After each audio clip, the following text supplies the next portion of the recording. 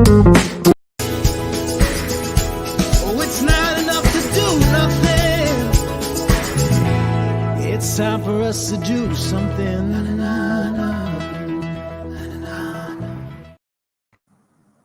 G'day and welcome to Pellowe Talk Live. We're having an abbreviated show tonight, not a whole lot planned because we've got a 3-hour marathon coming up tomorrow in favour of the US election. So that's pretty exciting. I'm sitting here in the Ronald Reagan presidential Oval Office, and I'm pretty excited about that. The other thing that I'm pretty excited about is that in actual fact, I'm sitting here in the brand new studio, and you can see the green screen being painted behind me. This is the wide shot, and tomorrow I'll be joined by Lyle Shelton here, and I'll also be joined by the illustrious George Christensen, who will be coming live from Cairns. Welcome, George. From Mackay. That's it. Everywhere in Queensland is good though, right? This is not the Ronald Reagan Presidential Library, but the beautiful scenery behind me. Nothing could be more American than Donald Trump riding a tank that actually has on the barrel, "You're fired," with fireworks going off, and an eagle. Also, an attack helicopter over there somewhere. There you go. That's Nothing more amazing. American than that. And look at this. Look at the assault rifle he's holding. I think Joe Biden had banned that. That's there's no way. That's a sniper rifle. That's a long range attack feature, which is absolutely cool. Look, I'm going to actually start tonight by sharing the editorial I wrote yesterday following the weekend election results, and it's called "Queensland Opposition Leader Deb Frecklington Quits After Election Failure." So I wrote, "Deb Frecklington is a nice lady and a great local MP for her regional electorate, but nice doesn't win elections. After promising to fight on despite the abysmal performance of the party she led to election defeat in Saturday's Queensland state election, she yesterday announced her resignation as the Liberal National Party LNP leader. Mrs. Frecklington said she won't recontest the leadership ballot, but would love to serve in any position offered. The LNP failed to differentiate themselves in any meaningful way from the Labor Party and fell in line with the Premier's leadership of dutiful obeisance to the Chief Health Officer. Maybe I meant to say obeisance. The election being the COVID referendum, voters were presented with two leaders who would do whatever the Chief Health Officer said with regards to closed borders and other restrictions on freedom. What might have made the election a whole lot better and possibly even saved some of the seats the LNP lost to a cynical COVID fear campaign by Labor was a strong alternative leader willing to show some leadership and go against the ABC. Mrs. Frecklington could have argued that a multivariate analysis of the risks of COVID and its lockdown versus the known costs to mental health, employment, and every other killer of many more Queenslanders than COVID was required. She could have argued Labor's recklessly simplistic and blunt lockdown policy on the say-so of a single mid-level bureaucrat with no expertise in public policy beyond viral transmission was excusable in March but unforgivable in October. But Deb Frecklington failed to even tackle the toxic Jackie Trad abortion to birth legislation and campaign on greater concern for women with no assurance of independent counselling or screening for domestic violence, abortion coercion. She had the policy, but she didn't campaign on it. Deb Frecklington failed to call out the Labor Green death cult obsessed with killing innocent Queenslanders. They're not satisfied with making it easier to kill unwanted babies. When Anastasia Palaszczuk announced euthanasia was her top priority if re-elected. Here is what opposition leader should have said repeatedly until it shaped the agenda and forced Labor to double down or back down. Ms. Palaszczuk is obsessed with killing Queenslanders, calling abortion essential health care and death therapy. The government I lead will ensure women in the terrible position of considering an abortion have real choices with independent counselling and are free from domestic violence pressures and have all the support we can give them. We agree end-of-life suffering must be prevented by a compassionate society, and where it can't be completely eliminated, minimised. But my government is committed to the message that every suicide is a tragedy to also be prevented. And instead of killing those suffering, we will increase funding and training for the frontline palliative care health professionals who tell me they have inadequate training and inadequate funding. We won't stop fighting until we have eliminated preventable suffering entirely and minimised what little may remain after that. Every jurisdiction in the world which has gambled on euthanasia with innocent lives has lost and incurred unintended fatalities, including the disastrous Victorian Andrews Labor government. We are not so arrogant as to presume we can do a better job of legislating euthanasia than everyone who has tried to, when everyone has failed. We cannot risk another 4 years of illiberal lockdowns, irresponsible abdication of leadership to unelected bureaucrats, and constant gambling with the lives and livelihoods of an authoritarian pro-death Labor government which can't even be trusted to prepare a budget, let alone defend the natural freedoms and human rights God gave us. Well, that's the campaign I would have advised, but nothing like it was heard anywhere. Of course, the ABC and leftist media outlets would howl and bay for her political blood if she made such an unapologetically conservative speech her campaign platform. But conservatives would come out in droves to donate and volunteer. Many disillusioned conservatives would return to the fold if she could articulate that message convincingly. And it is my belief that less elections would be lost to an incompetent and corrupt swarm of Marxists. But what does she, and now the new LNP leader, whoever it will be, have to lose? The leftist media have her political blood, so campaigning to woo the centre clearly doesn't work. By the time the next Queensland election occurs, Labor will have ruled with unfettered power for 29 out of 34 years since December 1989. The progressive media and the consumers who swallow their swill will never vote right of centre, so fearing their scorn is an exercise in futility. Undecided voters are where the battle for government is, and everyone knows it. But to continue the current strategy of conflating them with the centre and compromising conservative convictions is the definition of insanity. That's what the LNP have been doing since inception, and but for one flash in the pan when the fates aligned, it has never ever paid off in Queensland. The last Conservative to truly dominate Queensland politics was an unapologetic force of nature like Trump. If the LNP want to make it 33 years out of 38 for Labor, they should elect another leader to woo the ABC, campaign on climate, cave on conservative convictions, shun conservatives from their ranks, and chase the centre. If they want to end the reign of terror and return Queensland to liberty, peace, and prosperity, they must allow conservatives into their ranks to democratically pre-select candidates who will get rid of pro-abortion and pro-euthanasia progressives, and must campaign as unapologetic conservatives who will lead undecided voters to make better decisions. Don't appeal to them, lead them. The LNP must abandon the theory that there's a midpoint on the political spectrum between right and wrong. Conciliatory compromise when lives and liberty are at stake isn't nice, it's hateful. What's needed on the right side across the Western world, and no less in Queensland, are statesmen who will stand up and lead, no matter the risk to themselves, instead of the current breed of political careerists, of whom there are a few noble exceptions. Deb Frecklington is a very nice lady who tried very hard to not offend the centre. But nice doesn't win elections. George Christensen, thank you again for joining The Good Source. You're a valued part of the commentary team regularly, so it's great to have you on Pellowe Talk. Any opportunity we can secure some of your time.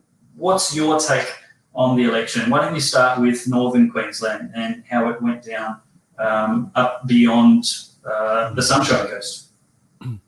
Well, it certainly wasn't good news anywhere. North Queensland, Southeast Queensland, it really wasn't good news anyway. But can I just start actually with the commentary that you just gave? Look, I would agree with the sentiments that you've made, but I would hasten to add that hindsight is a wonderful thing, and I would also hasten to add that I am not sure actually that if Deb Frecklington or anyone else at the helm doubled down on some of those issues that you spoke about, it would have led to electoral victory. I'm firmly of the belief that the fear was just amped up over the last half year or more around this pandemic.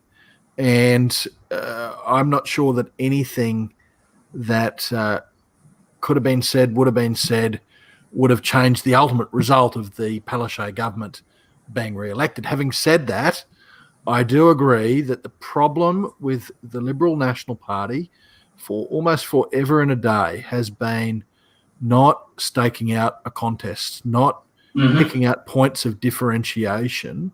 And look, I would rather go down fighting than go down not saying anything. And unfortunately, I have to say though, David, that I think that if Deb Frecklington or whoever was at the helm had got up there and said and done all the things that you said, opened that up as their campaign speech, I don't think that we would be looking at a different result today. I mean, that is just the reality of the fear that has been instilled by the mainstream media, been egged along by politicians of all persuasions, but mainly of the socialist persuasion, and all for a virus that's got a 997 out of 1,000 survival rate.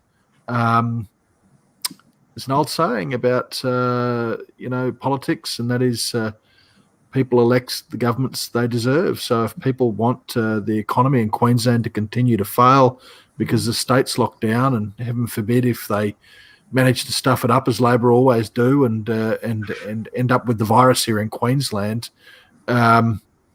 look out for the liberties because they will be whittled away. They will absolutely be whittled away. Yeah, no, I strongly agree. And look, as good as hindsight is, we can only speculate on what the result would have been with a different strategy. But, repeating the same strategy that we've had since the LNP merged and getting nothing to show for it, we do have the benefit of hindsight that is unproductive. And so I certainly think, like I said, in my opinion, what do we have to lose? Surely the worst case scenario is what we've got now. Yep. Surely it doesn't get any worse than this. There's nothing to lose, but everything to gain.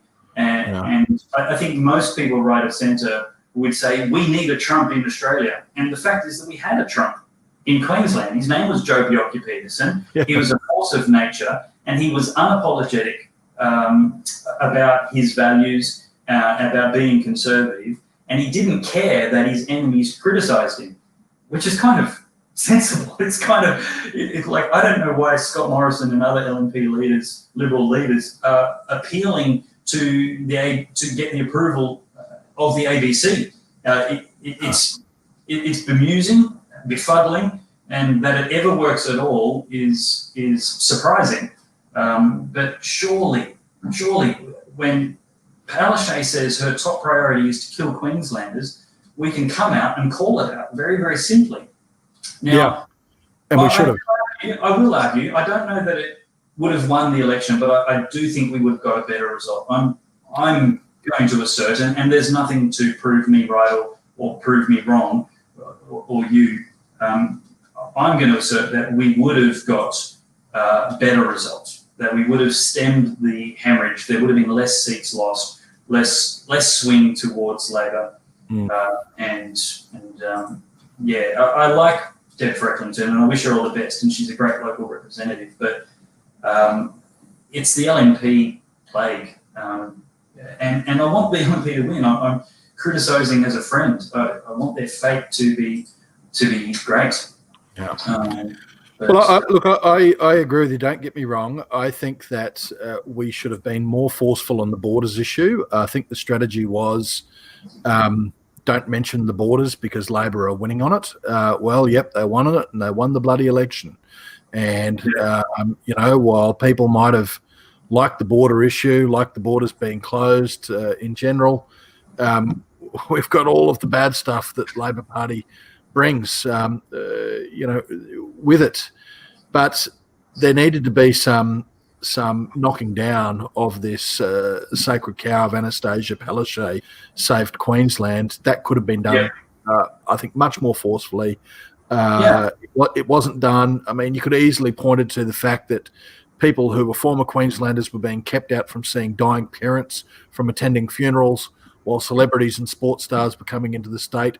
And that should have been ads that were rammed home every day of the week, that she's actually not protecting us. She's got double standards for border entries.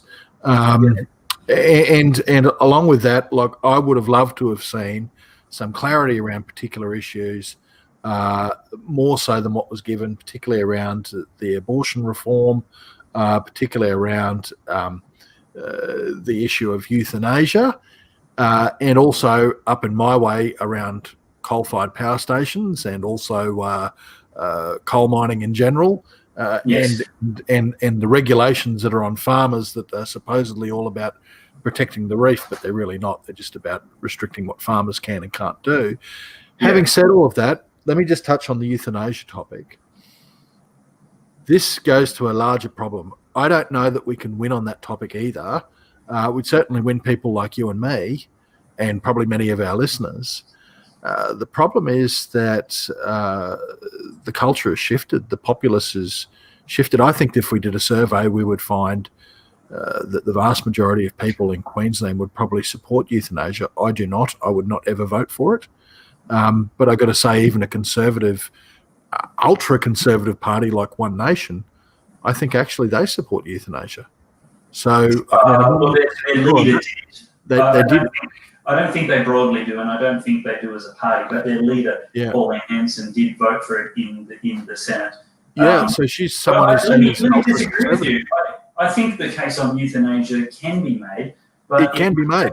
It would take somebody like Donald Trump or Joe Bjelke-Petersen to make it. You need somebody to go out there and call out the euphemisms, call out the emotional manipulation, call out the heavy reliance on anecdotes of somebody I knew who died horribly, and actually start cutting through to the facts. Like, there is no jurisdiction in the world that has experimented with euthanasia that has ever not had unintended casualties, not killed its innocent citizens who were meant to be protected by the legislation. There's no such thing as safe legislation, is the clear demonstrable evidence. Second, that's true. I mean, why? At the very least, the question should be rammed home over and over again. Why would we do this when we're not adequately funding the humane solutions for ending suffering? Is our goal to end lives, or is our goal to end suffering? And Dave, you make a very good point.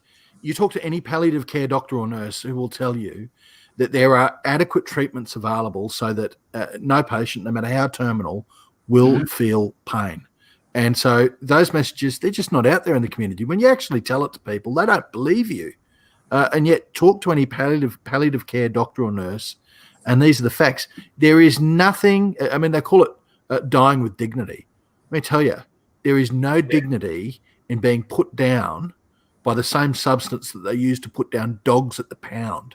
That is not dying with dignity. And you are right, too many people end up being forced into it, either through family pressure, social pressure, medical pressure, or in some situations, as has happened overseas, old people are actually held down while they're struggling against it and having a needle jammed in their arm.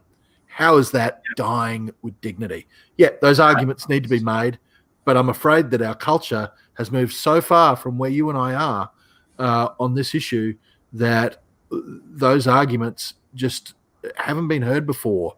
And so some of them wouldn't be believed. Yeah. And this is where the message needs to be articulated with conviction. There is no centre ground on this. It's not a political difference between left and right. It's a political difference between right and wrong. That's right.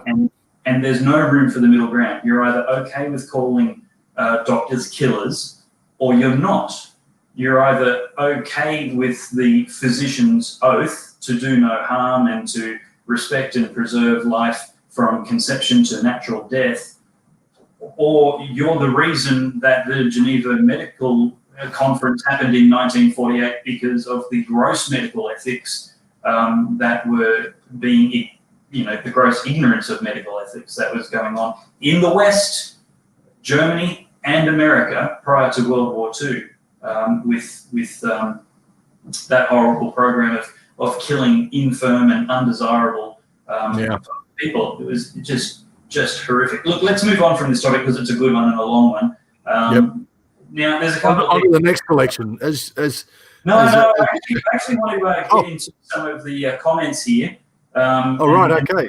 To you, this is. I'm flipping this to you. Nicholas Butler says Joe Bjelke-Petersen was a fascist. He refused to sell land to Aboriginals and pretty much banned all protests. What say you, George Christensen? Well, I think if you go and have a look at the facts, he didn't ban all protests. He banned street marches. And quite honestly, I think that most people think that protests do not belong in the main street. You see these idiots these days blocking traffic, gluing their hands to roads. Have a protest on the footpath, have a protest in a park. Don't have a protest on the road where cars are driving, people trying to get to and from work. So I agree completely. I'm 100% with Joe. If that makes me a fascist, so be it. You won't be the first person to call me that. I'm a huge believer in protest. Just do it lawfully. He wasn't a fascist, and Bob Katter was his Indigenous Affairs or Aboriginal Affairs Minister, and you're going to have a talk to many of those. This is the Bob Katter, the guy that's in federal parliament now. You're going to have a talk to a lot of those Aboriginals out west. He was in Joe's cabinet. Yeah, he was, and they will tell you that Bob Katter was the best Aboriginal Affairs Minister that there ever was. So, for someone who was styled as being racist and all the rest of it, there's an image that people need to go and have a look at, and that is when the Whitlam government was preparing to sell out the Torres Strait Islanders and actually carve them off and have them lumped in with Papua New Guinea. They were so angry about that, about basically the government ceding them to a foreign nation, that they called on Joe to help. Joe went up there and he was treated like a king. They grabbed him and put him on their shoulders. They were that happy to see him up there defending Torres Strait Islanders as being part of the state of Queensland and part of Australia. Sorry, just getting distracted looking at some of the comments. Some of them are on topic and some of them are having their own show, which is fine.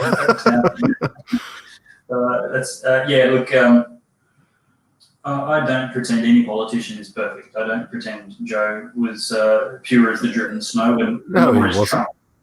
Yeah. Of course not. But we're in desperate need. I can think of quite a few. Nicholas said, thanks for the response to his question. The other side to what he said should be heard. Baptist 1611 says, Joe enforced a biblical morality, anti-sodomy, prostitution, and gambling.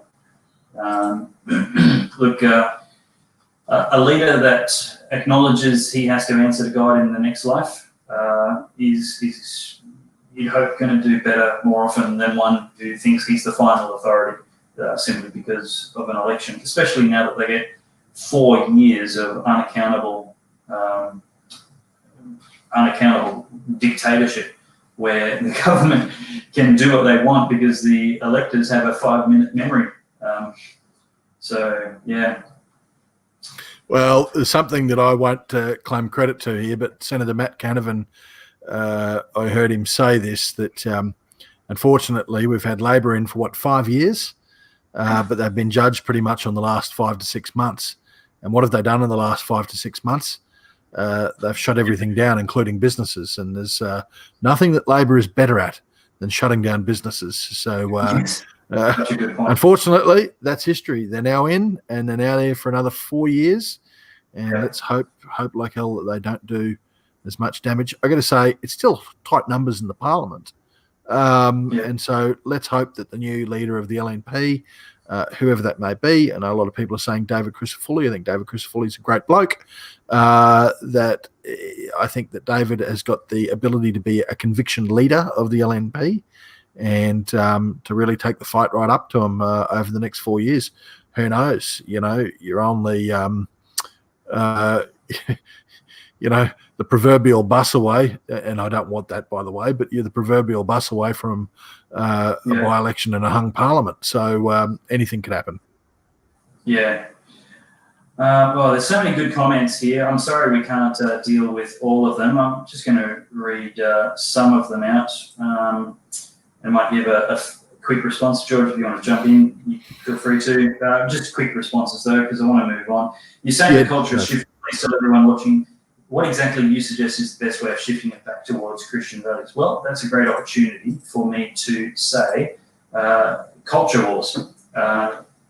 Information is where truth is obscured or revealed. And so I think the best way to fight and shift culture back towards Christian values is to prosecute the argument, is to explore the facts, evidence, data, logic with a objective and honest reference to God, which is essentially disposable, because if God is right, and I believe he is, then the facts, evidence, data, and logic will back him up. So support the good source. Help us make more of this media, which will continue to produce a higher quality of information. We're in a new studio tonight. I'm actually doing this without any assistance, and so we need funding to pay for staff to come in. Apparently my sound's not super awesome tonight. I apologise for that. And you can help be part of the solution. We just need hands-on. The left are going to have government funding for the ABC, but right-thinking people need our own source. And what we're trying to do here is amplify voices like George's and Lyle's and Bernard's and Political Posting Mama and Karina Ocatel and Bill Muhlenberg and so many others who don't get a fair exposure in the mainstream media, but who have really good arguments for really good truth. And the other thing that I'm probably, said short answer, but I'm sorry I've gone on. The other thing that I think we need to do is have a generational view of the effort it's going to take to shift the culture. Yeah. If you expect it to change in an election cycle, you will get disappointed, you will get burnt out, and you will quit, and then we will fail. But if you recognise that you're going to pass the baton to your kids to change the culture and to continue defending and fighting for it, then that is what it means to be Christian, that is what it means to be conservative. George, your thoughts on the next one? Actually, I'll give you the next two. This might be a quick one. Hey, I put my dogs down out of love when they are suffering. There is no way I am going to be kept alive, only painkillers. Well, look, I guess that if someone wants to commit suicide, that nothing short of human intervention is going to stop that from happening. But we shouldn't condone it in law. It might not be for everyone, but I certainly spent the dying days of my mother's life, the last 2 weeks of her life, by her side, and I saw her deteriorate fairly rapidly. I wouldn't take a minute of that away. I would not take a minute of that away. Mm-hmm. And look, I fear, I mean, there are painkillers you can give a dog, right? A dog is a different creature to a human being. But let me talk through the dog. Let me talk through the dog analogy. We say we don't want to see the dog suffer, and that's the same sort of line that we see with people. We don't want to see them suffer. It's not actually that we don't want them to suffer. It's we don't want to see them suffer. And I do worry a hell of a lot that actually euthanasia is not about the person who is passing, who is terminally ill. Euthanasia is all about a comfort to the people who look on. Because most of its advocates are people who have seen their parents die or their loved ones die, and they haven't liked it. Well, they shouldn't be who we're worrying about. We should be worrying about the people who need to be pain-free in their dying days. Yeah, Baptist 16. I agree absolutely with what's said there. Yep. Anna Hickson says subtle euthanasia is already happening in our large public hospitals. I speak from personal experience. It's true. No doubt. But look, but you say subtle euthanasia. What do you mean by subtle euthanasia? If the aim of the treatment, so maybe in some cases something illegal is going on, but if the aim of the treatment is to reduce the pain, and unfortunately in the process it ends someone's life or it cuts the life short, as long as the aim was to reduce the pain, that is not euthanasia. Euthanasia is a deliberate intent to end a person's life. Yep. There's a fine line, but the intent is always that line. Somebody previously a while ago said something about not liking my green screen, and that's okay because it's not meant to be seen. It's meant to be hidden. The reason you paint it this color is it's a strong primary color that the computer can easily pick up and replace, and it's very unlikely that anybody would be wearing it unless they're a ranger, of course. So yeah, back to that. Look, I have to give a huge shout out and thank you to the very many supporters who have made this refurbishment possible.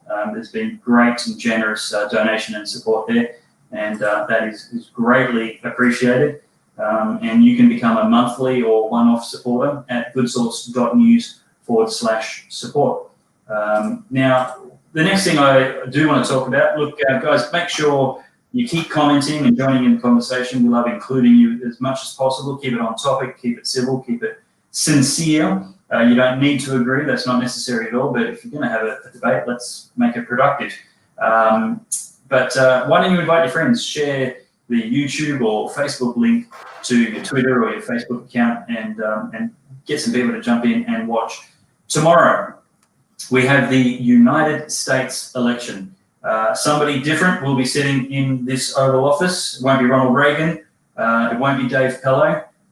Will it be Donald Trump or Joe Biden on, of course, the 20th of January inauguration next year, with votes happening very soon, if not already, in America. But from 12 Queensland, midday Queensland time, and 1 p.m. Sydney, Melbourne time, and backwards or forwards for New Zealand and Perth, the Good Source is going to be doing a live election coverage. We planned to do it for Queensland and started about 2 hours late thanks to Queensland blackouts.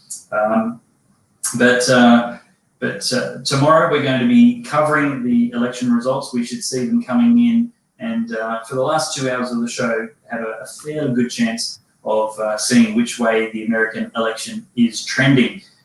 There's going to be lots of really great guests. We're going to be having myself and Lyle Shelton and George Christensen anchoring. Lyle will be here in the studio with me, and George will be at Trump Central in Mackay and Conservative Central, and then we're going to be having just lots of guests on for 5 minutes each from all over the nation, some Good Source ones and some American commentators as well, including Dr. Michael Brown and other PhDs over there, American commentators, Australian commentators. We're going to be getting their predictions, who's going to win, how is it going to look like, and which cities will be burnt to the ground in the wake of that prediction coming true.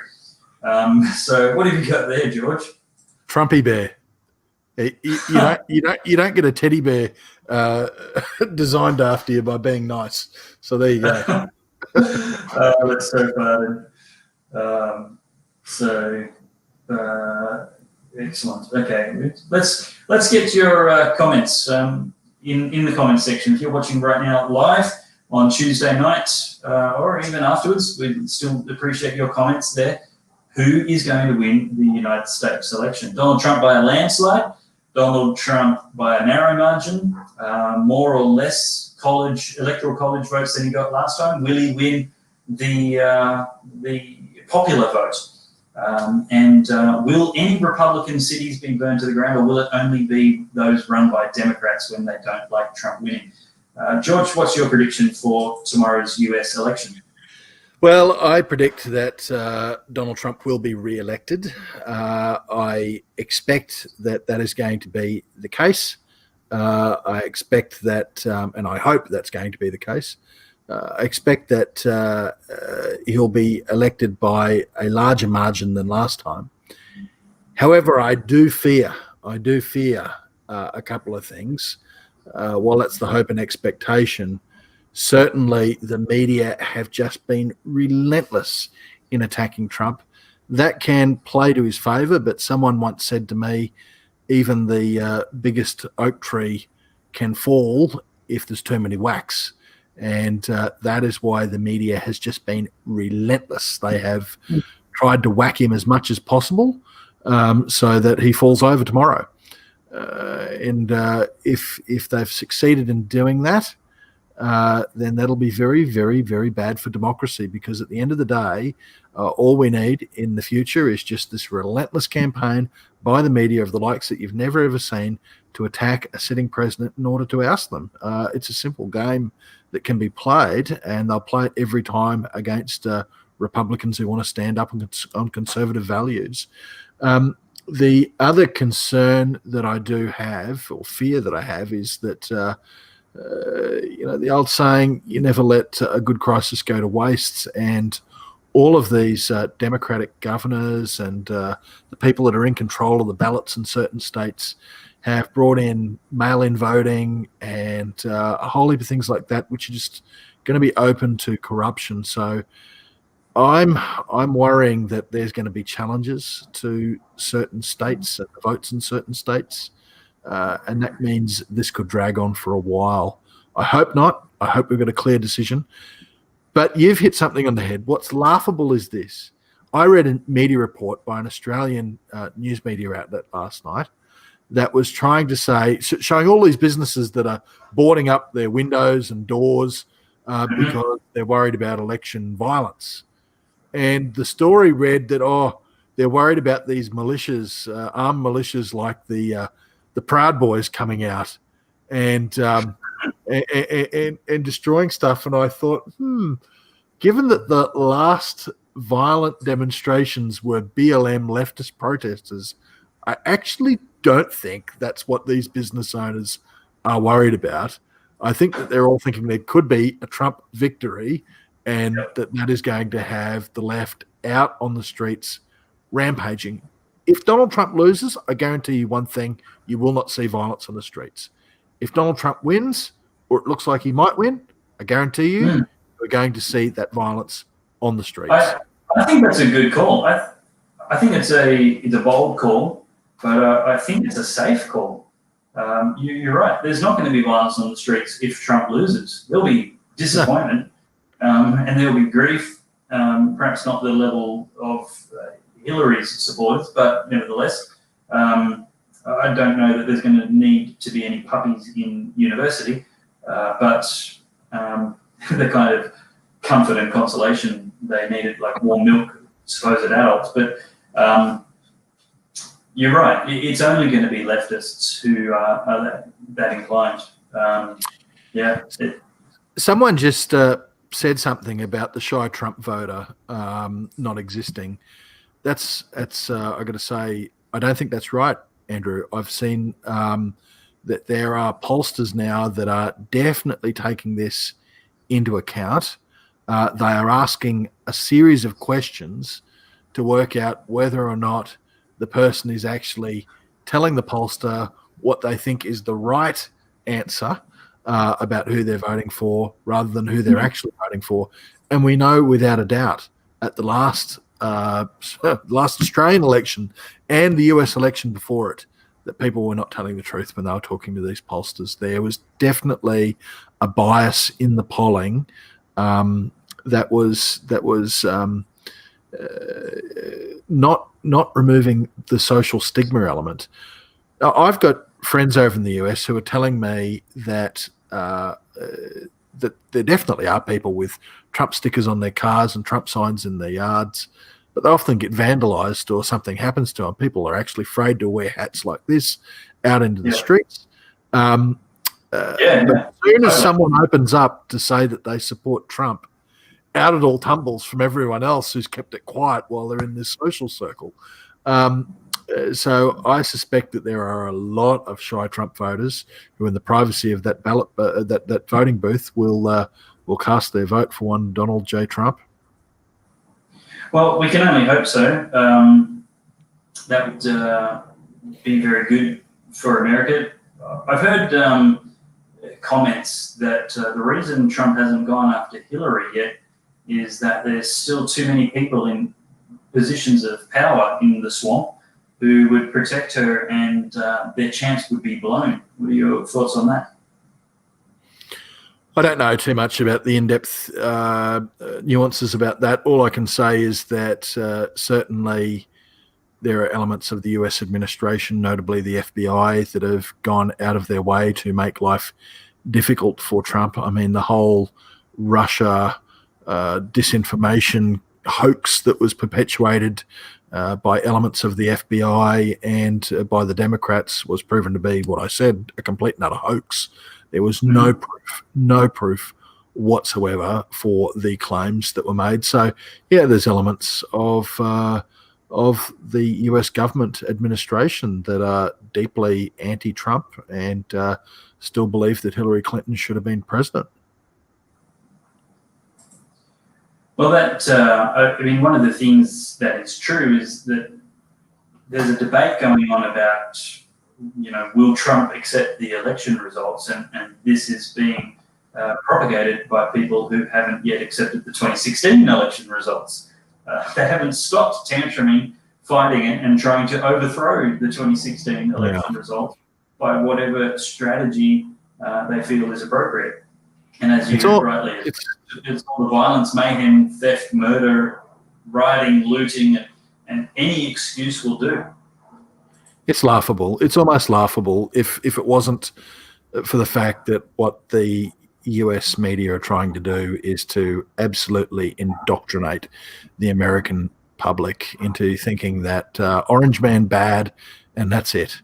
So, we'll see. We'll see tomorrow. We'll see whether that concerted campaign by the political elite, the media elite, all the celebrities that they trot out all the time, whether that has actually worked or whether the people, the vast bulk of people, have actually just rejected that and said, no, you know what?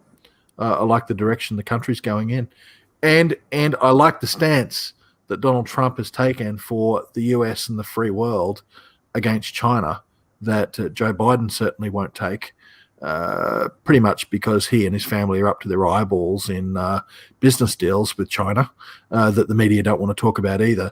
And that now is just such a joke and just shows how bad the media cover up for enemies of Donald Trump, political enemies of Donald Trump. You had Twitter that basically banned any commentary around the story of Hunter Biden's laptop and what was on that laptop. I still want Trump to bring baseball back to Twitter's power. Well, to the homeless man that runs it, by the looks of him, Jack Dorsey. But the fact that so their answer as to why they didn't run the Hunter Biden story, which clearly showed that Joe Biden had business links with Hunter Biden and into China. They did not run that story. And I got to say, this is serious stuff. It was about cash for access. That's corruption. Cash for access is corruption. Particularly, oh yeah, it'd be everywhere.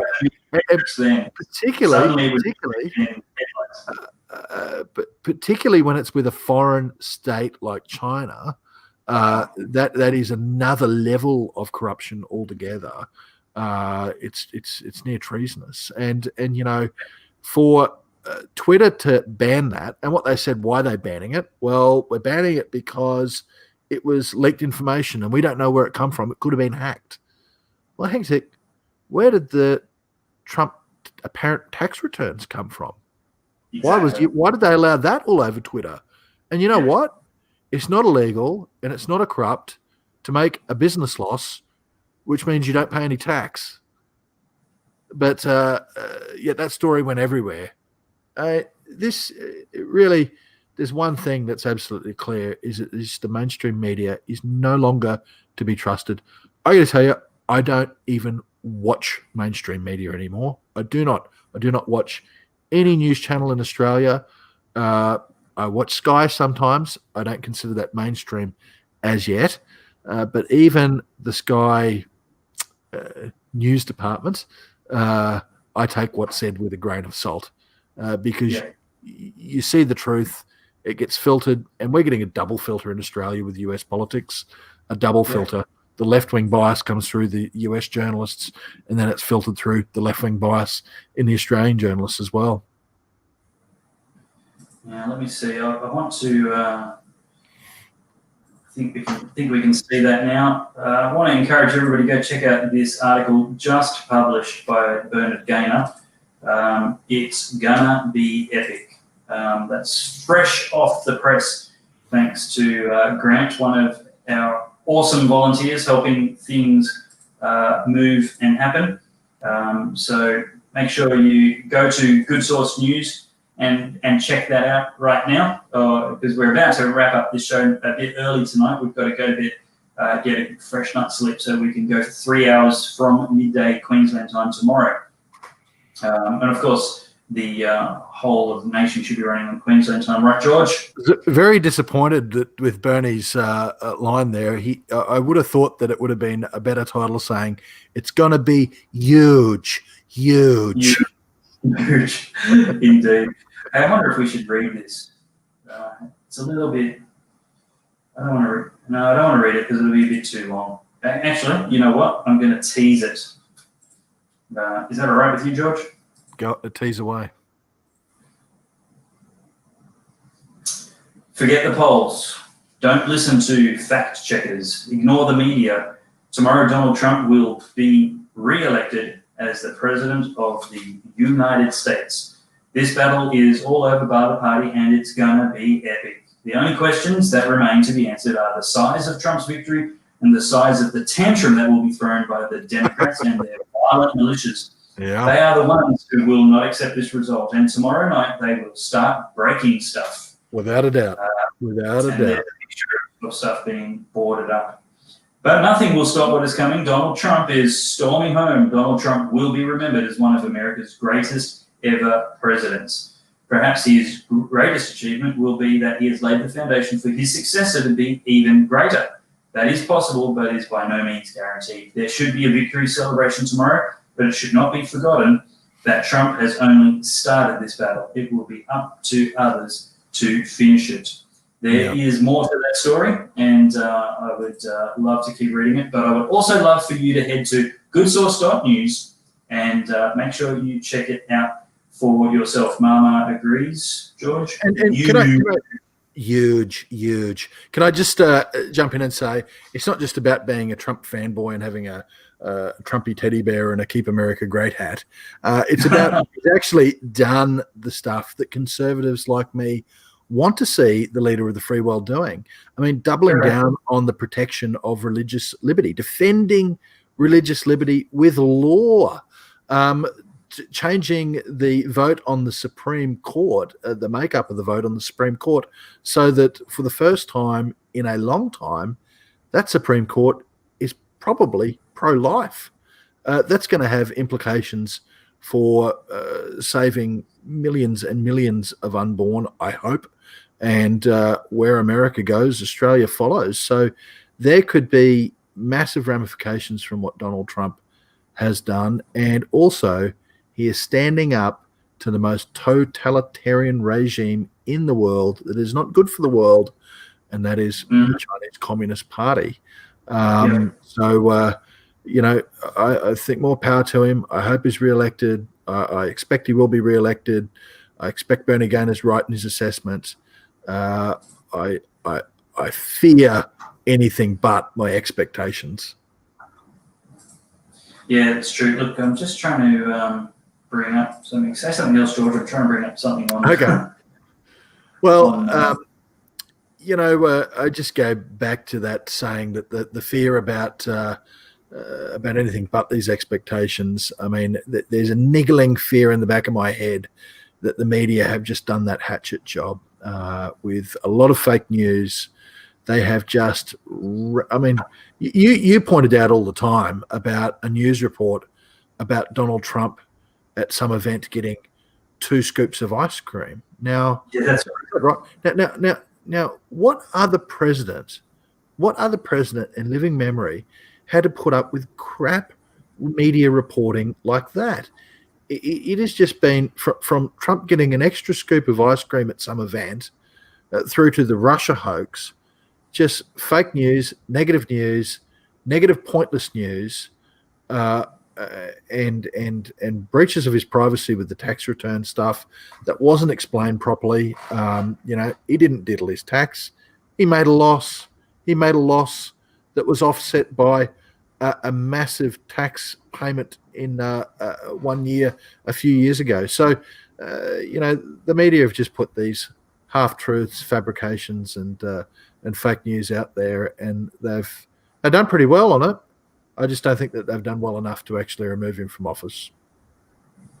Now, my computer is actually having a little spastic meltdown at the moment, and it may or may not come back.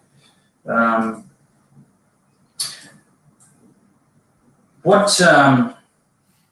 actually don't even know where to take this right now. Let me just jump in there. I can't even see the broadcast screen right now. I'm stuck on YouTube. Won't let me even switch between tabs.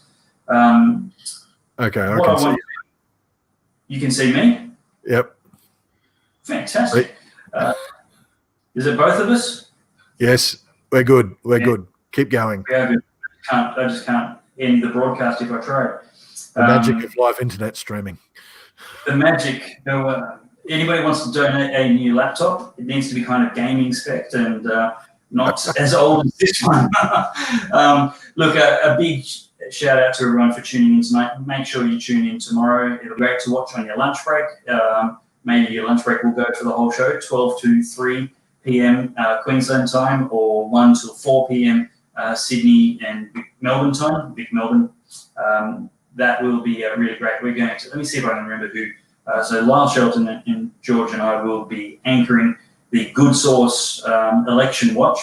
And then we're also going to have Joe Hildebrand joining us, Avi Yemeni joining us, Topher Field will be joining us, Dr. Michael Brown from the United States. He's got a great book out on evangelicals not making Trump God, but still not really having much other choice of who to vote for. We will also be, still trying to fix this here. We will be, there's so many other people. Bernard will be joining us, and I wish I could remember everybody that will be joining us. That's right. Now, but people can tune in tomorrow and find out. Long list of people that the key conservative and Christian commentators in this country and abroad, and you can hear all about our take on the US election, free of the liberal media bias on the Good Source. Yeah, indeed. I might even have to get up and leave my seat to switch this off. George, let's just get a bit more conversation from you, and try and explain what. I guess I want to get you to talk about your insights as an LNP insider, albeit not in the state party branch, but involved with who's who in the Queensland Conservative major party. Is there a path forward to campaigning differently and finding a little bit more gumption to actually lead the centre instead of chase the centre? What's it going to say? I don't know if this is answering your question, but just to go back to what I said about David Crisafulli, that I think that he is a conviction politician and he will be a conviction leader. If David Crisafulli is the person who the party selects as its new leader, I think he will be. And, I think he's going to give Anastasia and her Labor crew a tough 4 years, if they get 4 years. I know it's fixed terms, but if there ends up being a parliament through a by-election or two, Parliament could lose confidence in the government. So it's not necessarily going to be 4 years. Now, David, you can't see the comments, and I can't put them up on the screen, but I certainly can read you some of the comments that are up there.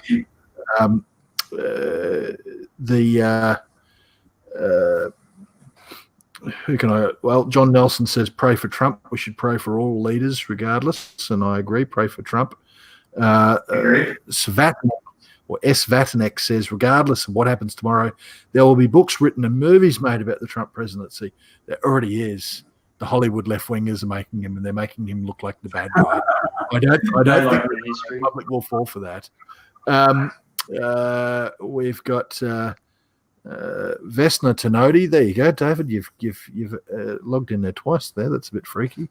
Vesna Tenodi says, yes, American friends are aware that Trump is the only one in a long time willing and able to address the hard issues that our government would never dare to address. Madsen Pounga says Trump will win tomorrow, full stop. Scott Brady, explain Operation Warp Speed signed off by Trump. Now, I don't even know what Operation Warp Speed is, so I can't explain it. What is that? Is it an episode of Star Trek? I have no idea. He's not on topic. He's welcome to comment, but he's not on topic. I'll go and Google it. I'll go and Google it later. Hopefully, it's not a conspiracy theory. Dahlia is saying, "Yay, our best world leader." Now we've got someone by the name of Chi-Town Gomez, which, strangely enough, I don't think that's the real name.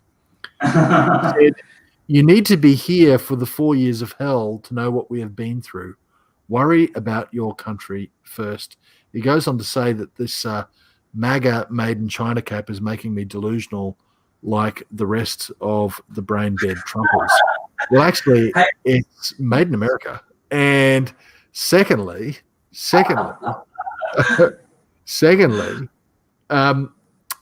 4 years of hell has pretty much been all of the rioting in the streets and all the BLM and left-wing protesters just absolutely going nuts for one reason, to make people think that life's a living hell under Trump. So I completely disagree with that. And I have friends in the US that tell me exactly the same thing. Yeah. Lowest black unemployment ever. There's a lot of African American families right now who are eating and earning their food for the family off their own labor, who are very, very glad that what you described as the 4 years of hell is doing so well to see their family prosper instead of the poverty that they experienced under one BHO. Yeah. And Nanette Williams also says, no, not Nanette Williams, I'm sorry, Tia Ezra says, I feel if Trump loses, the world will descend headlong into the Great Reset. Now, this is not conspiracy theory stuff. These globalists out there, they're now open and honest about it. The UN put up a video about the Great Reset. They want to see the Great Reset, aka Agenda 2030, they're calling it, brought out. And Agenda 2030's got all of these wild and wacky things in it. They actually want global abortion rights. It's one of the key things that they want. But there's a proposal that 50%, that there be a mandated 50% of legislative spots that go to people based on their gender. I'm not sure whether they're, which genders they're talking about, because apparently there's 170 of them now or whatever. But, you just got to look through some of this stuff. And Trump is not going to accept that. So, he will be the massive roadblock to the globalist plans. Dave, I think that we probably I've managed to get some control via logging in via my mobile phone. So excellent. Yeah, so we can wrap this up. We've actually nearly done an hour anyway, so that's fantastic. Thank you everyone for your comments on topic. Thank you very much for sharing this, your support, subscribing to the newsletters, and we hope that we pray for a Trump victory. We pray for and look, if Biden wins, we'll pray for him too, that God will give him wisdom and that his administration will be one of justice, peace, and mercy for unborn living humans. But we definitely think that we need to be watching, need to be involved, need to be informed and concerned. And it's okay if you disagree with us. We're just grateful that we can have this conversation productively and civilly.